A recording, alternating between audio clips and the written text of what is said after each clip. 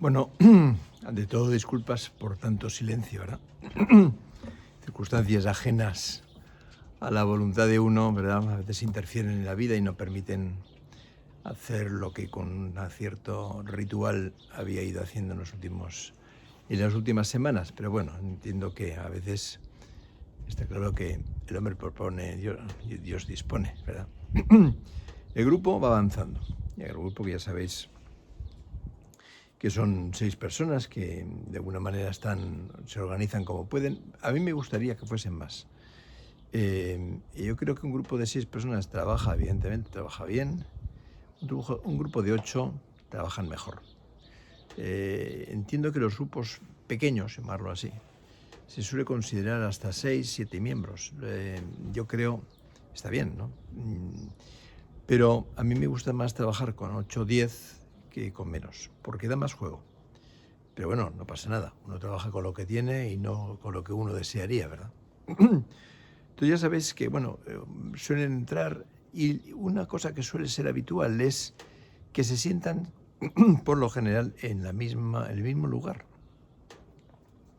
Y claro, como yo llego al último, siempre me deja en el mismo sitio, ¿no? Entonces uno puede pensar que eso es así, que incluso hay profesionales que prefieren que sea así. Consideran que cada uno tiene su lugar y que el lugar elegido el primer día hay que mantenerlo o debería mantenerse siempre. Yo creo que no. Yo en esas cosas de hace muchos años que he roto la disciplina de la ortodoxia. Y si bien antes decían que todas las sillas tenían que ser iguales, etcétera, etcétera, como una especie de ritual tan rígido que no siempre facilitaba el trabajo en algunos lugares, ¿no? No siempre en un espacio público y menos en el privado tienes por qué tener 7, 8, 10 sillas exactamente iguales, ¿no? Y un espacio para ellas, lógicamente, ¿verdad? Bueno, en este caso, a mí me dio por interrumpir la costumbre y en lugar de sentarme en último, me senté el primero. Me senté en donde me dio la gana, lógicamente.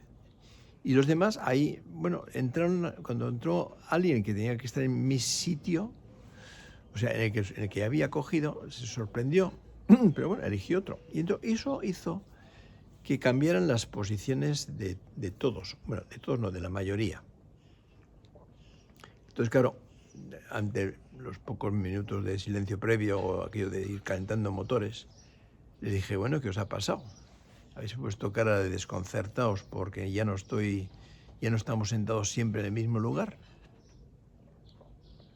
Bueno, eso dio pie a hablar del lugar que ocupa cada cual en el grupo, ¿no? Pero también les pregunté, bueno, ¿y qué significado tiene sentarse aquí, allá y acullá, ¿no? Porque es importante que los significados de las cosas provengan del propio grupo con el cual estáis trabajando. Esa teoría por la cual nosotros somos unos profesionales, unos conocimientos casi diríamos bíblicos de las cosas, hay que bajar bastante hay que apearse de ese burro.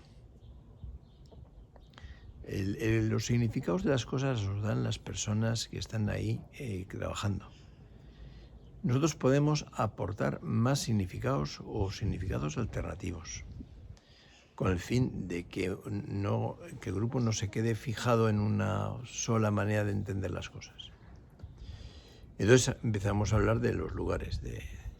Y también les trasladé esta misma pregunta a otros espacios, de su casa, el lugar de trabajo, que suele ser siempre el mismo, ¿verdad? Suele ser el lugar fijo. Y en otros espacios, ¿no? Cuando van con los amigos, cuando en las cenas, cómo se reparte la cena de Navidad, cómo se reparte la cena cotidiana o la comida cotidiana. Entonces ahí dio pie a conversaciones curiosas, porque ellos a veces claro, no llevamos tantísimas sesiones, ¿no? Pero de alguna forma suelen venir siempre, como la mayoría de los pacientes, pensando que su problema es el que traen a la consulta. Y este no es su problema, este es el motivo de consulta. El motivo de consulta es la razón por la cual uno acude al profesional. Eso no quiere decir que tenga que ver con el problema que tiene o los problemas que tiene esa persona. Es un error enorme considerar que el motivo de consulta y el problema es el que traen. No, eso no es verdad. Lo que trae un paciente siempre es la excusa por la cual uno se pone en contacto con un profesional. Y entonces empezamos a hablar de eso. Y empezamos a hablar de quién manda sobre quién se coloca en una posición normalmente más pasiva o quién de forma más activa. Y dio lugar a un juego muy diferente al que habitualmente se tiene en este grupo, o se tenía hasta hace poco, ¿no? Que es uno viene, cuenta lo que le ha pasado, los demás asienten, los demás preguntan, muy centrado siempre en la problemática que supuestamente trae cada cual. Bueno, supuestamente no, la trae cada cual, lógicamente. Lo que pasa es que, claro, cuando yo voy a un profesional, que le cuento lo que yo creo que es importante para mí. Y lo que no suele hacer el profesional, o rara vez lo hace, es, bueno, ¿y aquí qué tal se encuentra? ¿Y qué tal me ve? ¿Y qué tal cree que le veo? ¿Cómo cree que le veo? Eso es una situación individual, pero en una situación grupal tenemos que preguntar sobre qué nos sucede en la situación grupal siempre. Y entonces ahí van apareciendo pequeños escarceos, pequeños movimientos de unos sobre otros. Ah, pero entonces, ¿tú eres más amigo de tal? ¿Tú, Juan, eres más amigo de Sofía, por ejemplo? ¿O no? Hombre, no, es que sea amigo, es que, bueno, me cae bien, ¿no? Pero ¿te cae mejor Sofía o Margarita? ¿Y tú, Margarita, a ti quién te cae bien? ¿O quién te cae mal de este grupo? No, y entonces eso abres, con delicadeza, abres otras páginas de la novela de cada quien. Porque recordad que la función nuestra es facilitar que todo el mundo saque lo mejor de sí mismo, también lo peor, ¿verdad?, para poderlo limpiar.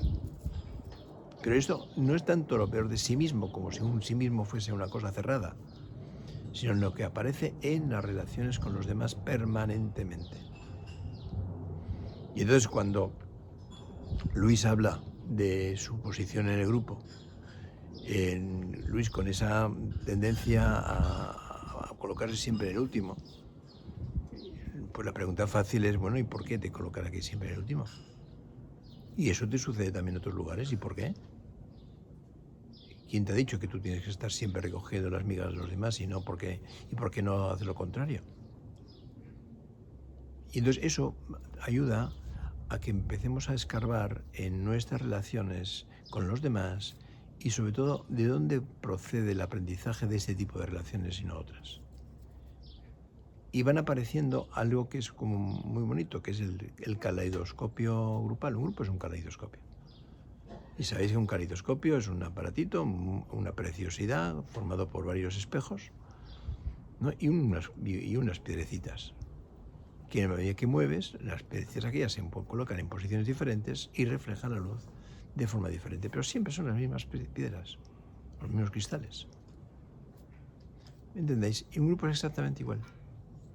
Y cada vez que hay un movimiento de grupo van apareciendo colores diferentes, problemáticas diferentes, que no tienen por qué ser traumas, no, tienen que ver con toda la historia y que nos hemos ido fabricando. Bueno, os dejo hoy a ver si reemprendo el ritual que me han tenido en los últimos meses. Un abrazo para todos.